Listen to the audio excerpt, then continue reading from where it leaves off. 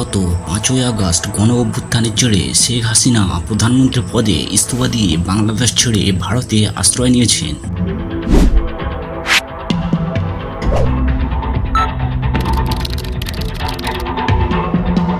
বিষয়টি নিয়ে আগে প্রশ্ন তুলেছেন অন্তর্বর্তী সরকারের আধিকারিকরা।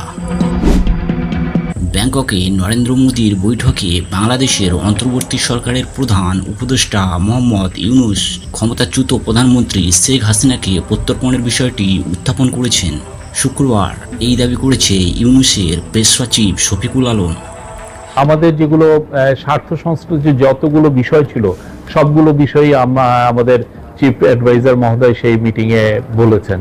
যেমন বাংলাদেশের সংবাদ মাধ্যম প্রথম আলোতে শফিকুল বলেন, ভারতের সঙ্গে বাংলাদেশের পারস্পরিক স্বার্থ সংশ্লিষ্ট যতগুলি বিষয় রয়েছে তার সবকটি নিয়ে কথা হয়েছে।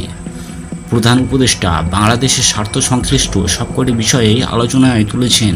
আলোচনায় প্রাক্তন প্রধানমন্ত্রী শেখ হাসিনার প্রত্যর্পণ এবং ভারতে বসে তিনি যেসব উস্কানিমূলক মন্তব্য করছেন সে প্রসঙ্গ, সীমান্ত হত্যা বন্ধ, গঙ্গাজল চুক্তির পুনর্নবীকরণ এবং তিস্তা চুক্তির প্রসঙ্গ এসেছে। দুই শীর্ষ নেতার আলোচনা ইতিবাচক ও ফলপ্রসূ হয়েছে।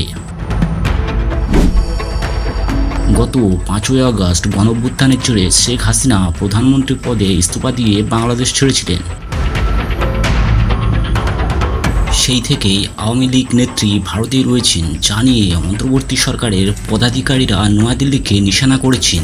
গত ডিসেম্বরে হাসিনাকে ফেরত চেয়ে নয়াদিল্লিকে কূটনৈতিক বার্তা পাঠিয়েছিল ঢাকা।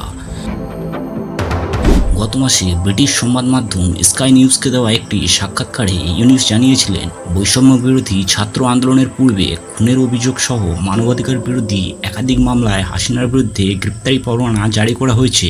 আদালতে হাসিনার সশরীরে উপস্থিতির জন্য বিচার প্রক্রিয়া আটকে থাকবে না জানিয়েছিলেন তিনি।